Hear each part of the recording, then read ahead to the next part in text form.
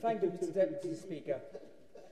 It's relatively easy to draw up legislation to increase taxation on the banks, but it's much harder to draft a big society bill.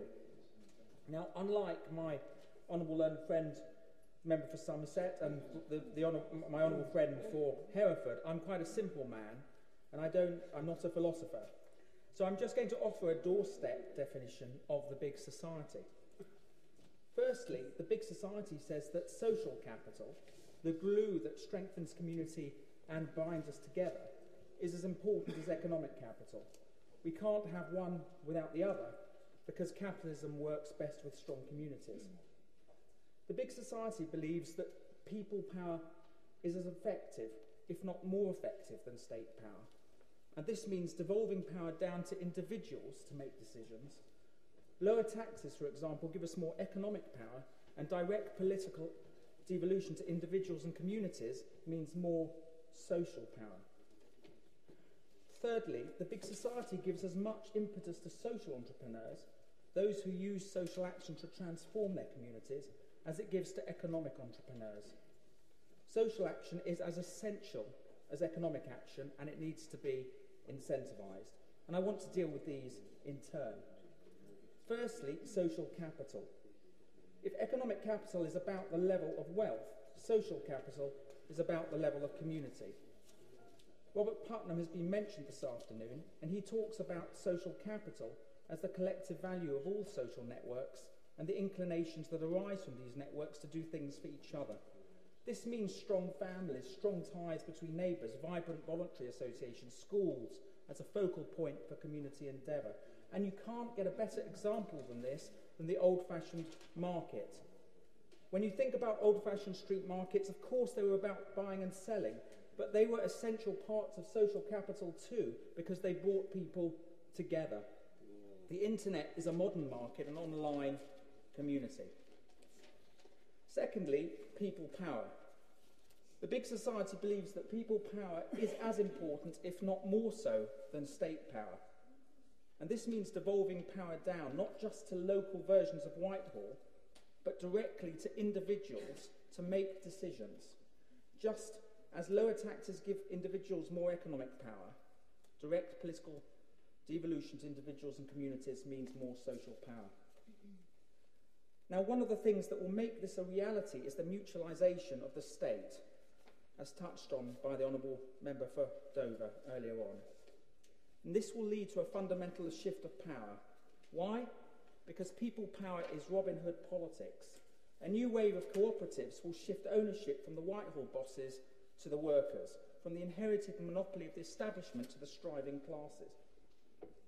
Thirdly, social entrepreneurs. If the state can't legislate the big society into existence, it can create the conditions to make it flourish. My own local council in Harlow has launched its own big society team and is working together with the umbrella Rainbow Services charity to nurture civic action in our town with over 160 smaller charities and community organisations.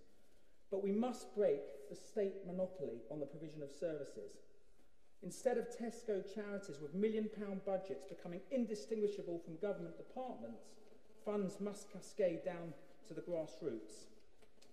In the UK, just 6% of charities receive almost 90% of the total annual income, and much of this comes from the state. So I would urge the Minister, as we open up the billions of pounds worth of government contracts, let's give the fairest chance to the smallest charities. Mr. Deputy Speaker, I apologise. We must also do more in partnership with the trade unions. Put aside the Bob Crows and the militancies for a moment. But what are trade unionists, if not friendly societies and social entrepreneurs? I'm a member of Prospect, and I believe that as Conservatives we should embrace sensible unions, because at their best they're examples of the big society in action, as voluntary associations who work for their membership. In conclusion, Mr. Deputy Speaker, it was the architect of the welfare state, William Beveridge, who said, and I quote, "Vigour and abundance of voluntary action, individually and in association with other citizens, are the distinguishing marks of a free society." Social capital, people power, social entrepreneurs. This is the big society in action. As has been said, the big society is not new. It's been thriving for years. Yes, we need a cabinet-level enforcer to drive the implementation through government. And yes, we need an impact assessment on all new legislation on how it will help build the big society.